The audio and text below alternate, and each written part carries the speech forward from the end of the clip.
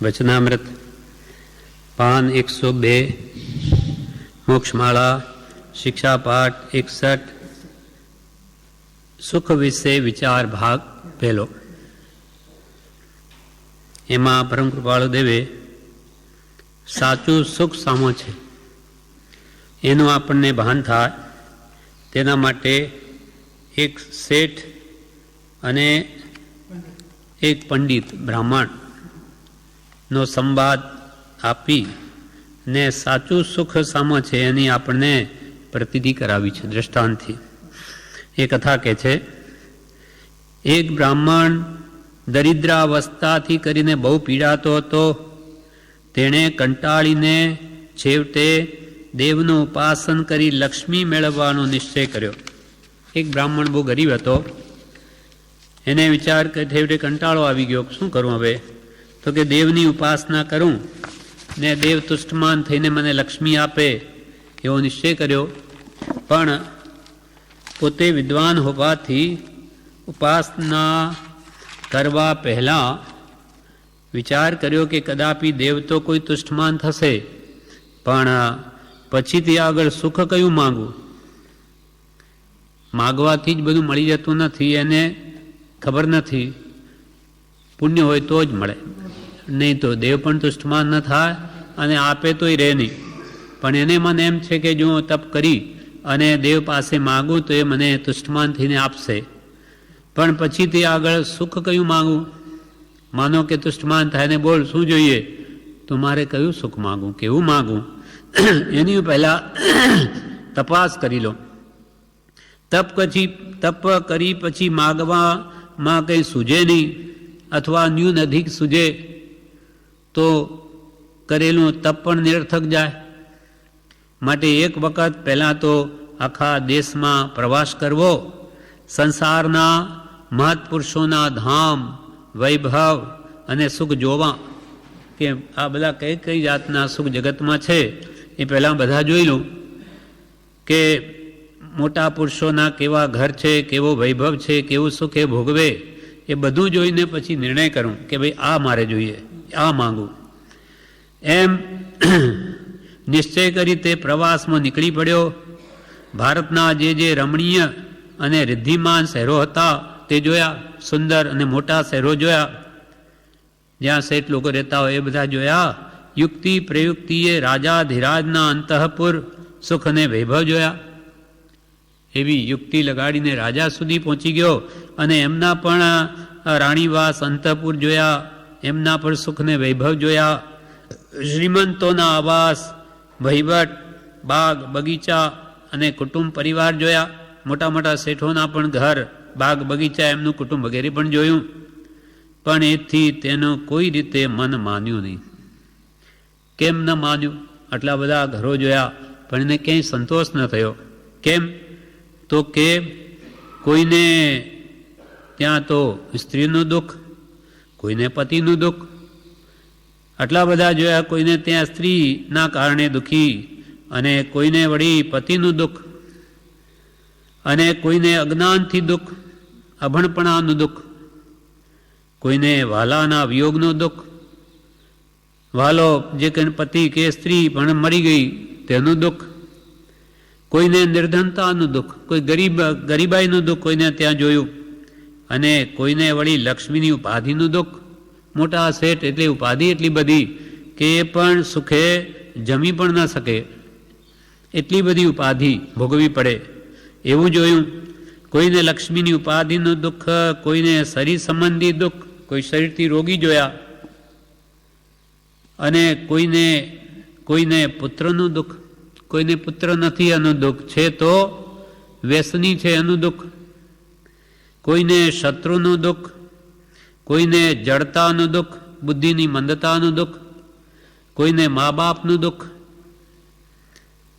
કોઈને વૈધવ્ય દુઃખ, વિધવાપણું આવી ગયું એનું દુઃખ, કોઈને કુટુંબનું દુઃખ, મોટું કુટુંબ છે બળું, પેટ ભરવા માટે પણ આજીવિકાનું સાધન નથી એનું દુઃખ, કોઈને પોતાના નીચ કુળનું દુઃખ, કોઈને પ્રીતિનું દુઃખ, કોઈને કોઈના પ્રત્યે પ્રેમ છે પણ એ કાર્ય સિદ્ધ થતું નથી અને લઈને દુઃખી, કોઈને પ્રીતિનું દુઃખ, કોઈને ઈર્ષાનું દુઃખ, કોઈ ઈર્ષાથી જ બળે છે બીજાનું જોઈને, કોઈને હાનિનું દુઃખ, નુકસાન આવી ગયું એનું દુઃખ. એમ એક બે વિશેષ કે બધા દુઃખ સ્થળે સ્થળે તે વિપ્રના જોવામાં આવ્યા. કોઈ ઠેકાણે એક પ્રકારનું દુઃખ, કોઈને બે, કોઈને તો એથી પણ વિશેષ. એમ બધા જ ઠેકાણે ઠેકાણે બધા એ બ્રાહ્મણને બધા દુઃખી જોવામાં આવ્યા. એક બે કે વિશેષ એ બધા દુઃખ સ્થળે સ્થળે તે વિપ્રના જોવામાં આવ્યા. એથી કરીને એનું મન કોઈ સ્થળે માન્યું નહીં, સંતોષ ન પામ્યું કે હું તુષ્ટમાન દેવીને કરીને માગું છું આ મન. જ્યાં જોઈએ ત્યાં દુઃખ તો ખરું જ. કોઈ સ્થળે સંપૂર્ણ સુખ તેના જોવામાં આવ્યું નહીં કે ભાઈ કે આ સંપૂર્ણ સુખી છે એવું ક્યાંય જોવામાં આવ્યું નહીં. હવે ત્યારે શું માગવું એમ વિચારતા વિચારતા એક મહાધનાઢ્યની પ્રશંસા સાંભળી અને તે દ્વારિકામાં આવ્યો કે ભાઈ ત્યાં એક મહાન ધનવાન શેઠ, ત્યાં બધી જ એને સુખ સુવિધા છે એવું સાંભળી દ્વારિકા નગરીમાં આવ્યો. દ્વારિકા મહારિદ્ધિમાન વૈભવયુક્ત, બાગ બગીચા વડે કરીને સુશોભિત અને વસ્તીથી ભરપૂર શહેર તેને લાગ્યું. તે જમાના આ એમના સમયમાં કે પહેલાં તો દ્વારિકા કૃષ્ણના સમયમાં સોનાની હતી એમ કહેવાય. પણ ત્યાં મહારિદ્ધિવાન વૈભવથી યુક્ત એવા શેઠ લોકો બધા રહેતા હતા. બાગ બગીચાથી સુશોભિત એ શહેર હતું, વસ્તીથી ભરપૂર હતું. સુંદર અને ભવ્ય આવાસો જોતો અને પૂછતો તે પેલા મહાધનાઢ્યને ઘેર ગયો. પૂછતો શેઠનું નામ તેના ઘરે પહોંચી ગયો. શ્રીમંત મુખગ્રહમાં બેઠા હતા.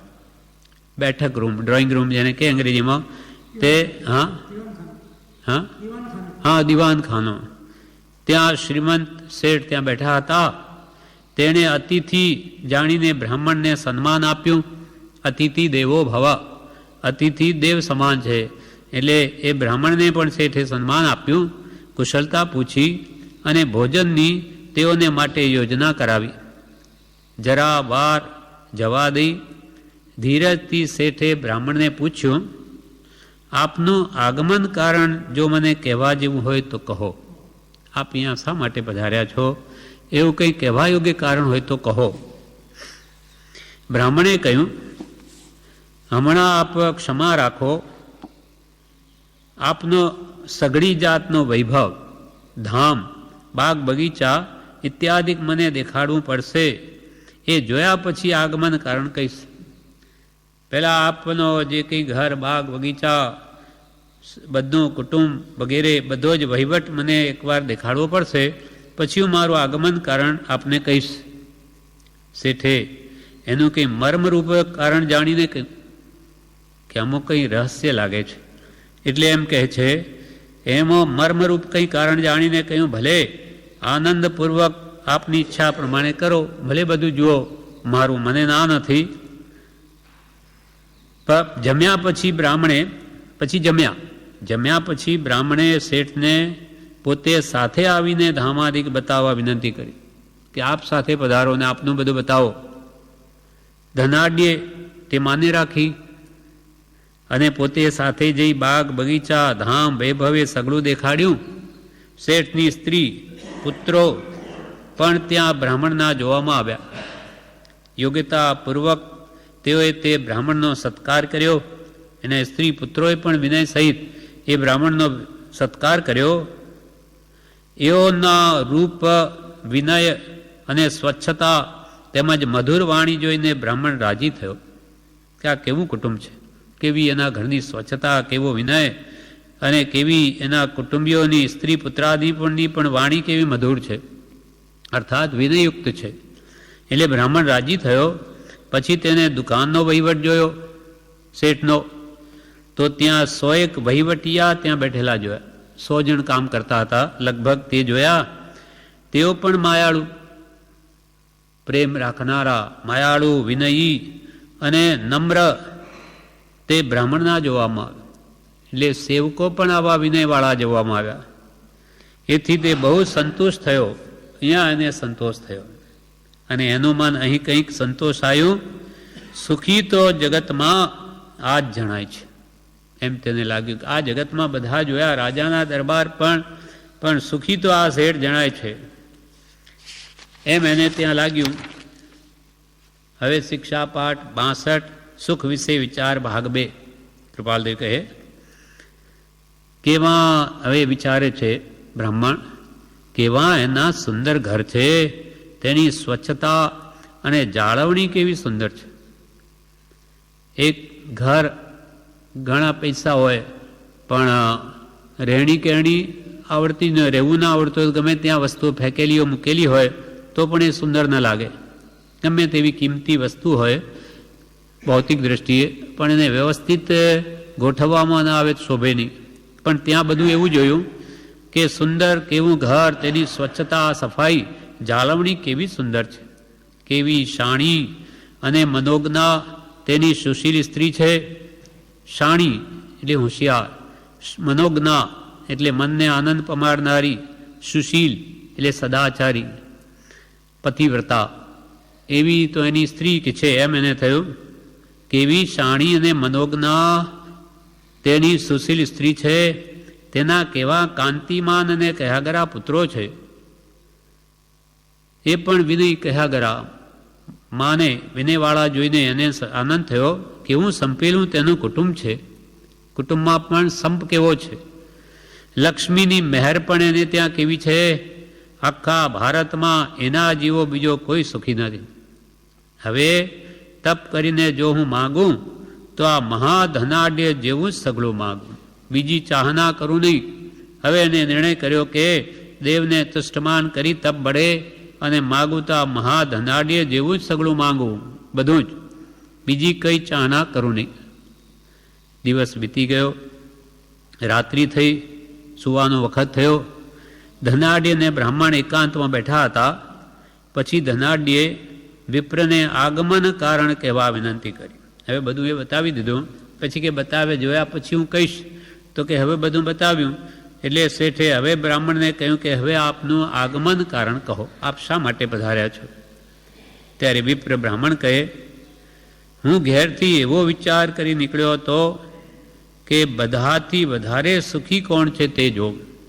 આ જગતમાં સૌથી વધારે સુખી કોણ એ જોવું, અને તપ કરીને પછી એના જેવું સુખ સંપાદન કરવું, એના જેવું સુખ તપ કરીને માગવું.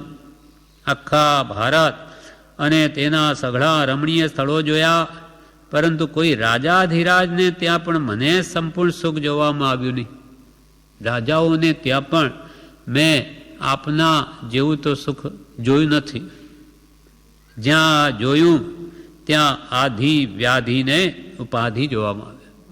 કોઈને ટેખાણે આધિ એટલે મનનું દુઃખ, કોઈને ત્યાં વ્યાધિ એટલે શરીર રોગનું દુઃખ, અને કોઈને ત્યાં ઉપાધિ, ધંધાની વિશેષ અને સંભાળનાર ઓછા, અથવા વહીવટમાં ખામી, અથવા કુટુંબની મોટી ઉપાધિ, પેટ પૂરતું ન ભરાતું બધાનું, આજીવિકા પૂરતું ન મળતું હોય, એવું બધું જોવામાં આવ્યું. આ ભણી આવતા આપની પ્રશંસા સાંભળી એટલે હું અહીં આવ્યો અને સંતોષ પણ પામ્યો. આપના જેવી રિદ્ધિ, સત્પુત્ર, કમાઈ, સ્ત્રી, કુટુંબ, ઘર વગેરે મારા જોવામાં ક્યાંય આવ્યું નથી. તમારા જેવું તો મને ક્યાંય આવું જોવામાં આવ્યું નથી. આપ પોતે પણ ધર્મશીલ, સદગુણી અને જિનેશ્વરના ઉત્તમ ઉપાસક છો.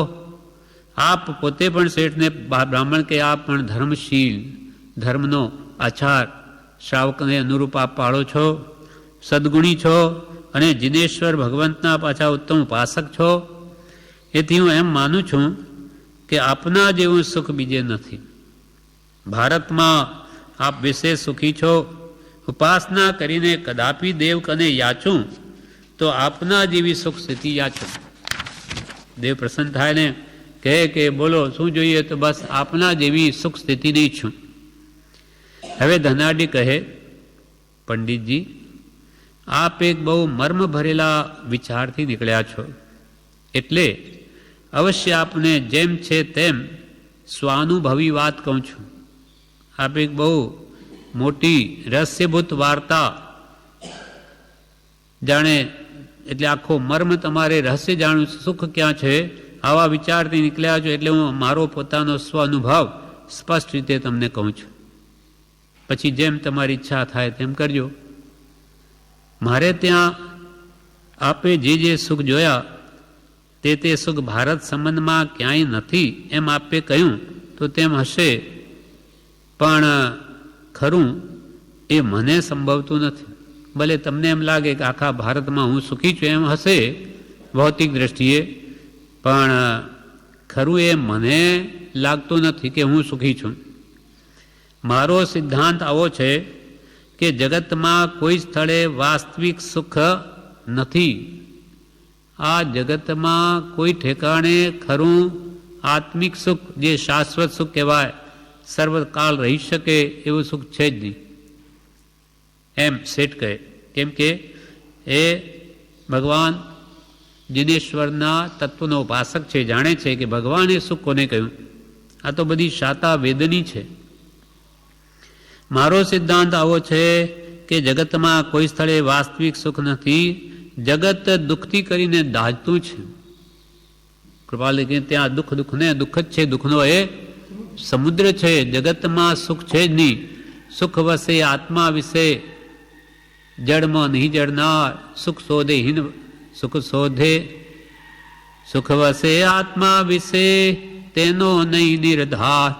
સુખ શોધે હિન વસ્તુમાં, જળમાં નહીં જળનાર. સુખ જળમાં શોધે, પૂદગલમાં, તેમાં સુખ ગુણ છે જ નહીં. સુખ ગુણ તો આત્માનો છે. સમતા, રમતા, વૃત્તા, જ્ઞાયકતા, સુખ ભાસ, વેદકતા, ચૈતન્યતા એ સબ જીવ વિલાસ. સુખ ગુણ આત્માનો અને જીવ શોધે જળમાં. હીરો મળે હીરાના ખાણમાં, પણ શોધે કોલસાની ખાણમાં. ક્યાંથી મળે? એટલે જ્ઞાની ભગવંતો કે સંસારમાં સુખ છે જ નહીં, એટલે તું ગમે તે શોધીશ તો મળશે જ નહીં. એ શાતા કે અસાતા વેદની છે. શાતા વેદનીમાં બાહ્ય બધી ભૌતિક સામગ્રી મળી શકે, પણ જે અંતરદાહ છે, અંતરદાહ રૂપ શાતા છે. અંદરમાં તો અનેક નવી નવી ઈચ્છાઓ એ વસ્તુઓને ભોગવવાથી ઉઠે છે. તેથી પ્રાણી સંસારમાં કદી સુખી થઈ શકે જ નહીં. એટલા માટે જ તો ભગવાન તીર્થંકરોએ દેવતાએ રિદ્ધિ ભોગવતા હતા બધું છોડી દીધું. જો ભવવાસ વિશે સુખ હો તો તીર્થંકર ક્યું ત્યાગે. કાહે કો શિવ સાધન કરતે સંયમ સોય અનુરાગે. જો આ ભવવાસ સંસારમાં જો સુખ હો તો તીર્થંકર ક્યું ત્યાગે. અને કરપાત્રી બની જઈ અને ભિક્ષા માંગતા કેમ થાય? દેવતાએ રિદ્ધિ મૂકીને એમને શાશ્વત સુખ શાંતિ જોઈએ. આ બધું ક્ષણિક છે, અમુક સમય પૂરતું. ક્યું ત્યાગે કાહે કો શિવ સાધન કરતે સંયમ સો અનુરાગે. સંયમથી અનુરાગ કરીને મોક્ષ મેળવવા માટે શા માટે પ્રયત્ન કરે? સુખ તો મુક્તિમાં છે. તે શુભાશુભ છેદતા ઉપજે મોક્ષ સ્વભાવ. અવ્યાબાદ સુખ, બાધા પીડા રહી સુખ મુક્તિમાં છે, તે અહીંયા નથી. એટલે શેઠે કહ્યું, જે સિદ્ધાંત જાણે છે ભગવાનનો, કે જગતમાં જગત આખું દુઃખે કરીને દાજતું છે. તમે મને સુખી જુઓ છો, પણ વાસ્તવિક રીતે હું સુખી નથી. હું તો મને સુખી નથી માનતો, એમ શેઠ કહ્યું. ત્યારે બ્રાહ્મણ કહે, વિપ્ર કહે, આપનું આ કહેવું કોઈ અનુભવ સિદ્ધ અને માર્મિક હશે. આપને અહીંયા આટલી બધી સર્વ સુખ સુવિધા વૈભવ મને દેખાય છે, અને વળી આપ કહો છો કે મને સુખ નથી. આ તો કોઈ આપનું બી મર્મવાળું વચન છે, અને આપ અનુભવથી કહો છો. આપનું આ કહેલું કોઈ અનુભવ સિદ્ધને માર્મિક હશે. મેં અનેક શાસ્ત્રો જોયા છે, છતાં મર્મપૂર્વક વિચારો આવા લક્ષ્યમાં લેવા પરિશ્રમ જ લીધો નથી. હું પંડિત છું, ઘણા શાસ્ત્રો વાંચ્યા, પણ એવું રહસ્યપૂર્વક વિચારણા તો મેં પણ કોઈ દિવસ કરી નથી. એવો પરિશ્રમ પણ લીધો નથી. તેમ મને એવો અનુભવ સર્વને માટે થઈને થયો નથી. સર્વ કે ભાઈ આ દુનિયામાં જે પૈસાદાર લોકો બી દુઃખી હોય એવું મને તો કોઈ જાણવામાં આવ્યું નથી. તે મને એવો અનુભવ સર્વને માટે થઈને થયો નથી. એટલે ગરીબ કે ધનવાન બધા દુઃખી, સર્વ આવું મને કંઈ જાણવામાં આવ્યું નથી, ભલે મેં ગ્રંથો વાંચ્યા. હવે આપને શું દુઃખ છે તે મને કહો. બ્રાહ્મણ કહે, આપને શું દુઃખ છે શેઠજી, હવે મને કહો. ત્યારે ધનાઢ્ય કહે, શેઠ કહે, પંડિતજી આપની ઈચ્છા છે તો હું કહું છું તે લક્ષ્યપૂર્વક મનન કરવા જેવું છે. એટલે હું જે કહું છું તેમાં પહેલાં તો પૂરેપૂરો લક્ષ્ય રાખીને સાંભળજો. કરી વૃત્તિ અખંડ સન્મુખ. હું જે વાત કહું તે ધ્યાનથી સાંભળજો અને પછી એને વિચારજો, મનન કરજો. ખાલી સાંભળીને કાઢી નહીં નાખતા. પંડિતજી, આપની ઈચ્છા છે તો હું કહું છું તે લક્ષ્યપૂર્વક મનન કરવા જેવું છે અને એ ઉપરથી કંઈ રસ્તો પામવા જેવો છે. તમારે પણ એમાંથી કંઈ સાચા સુખનો રસ્તો લેવા જેવો છે.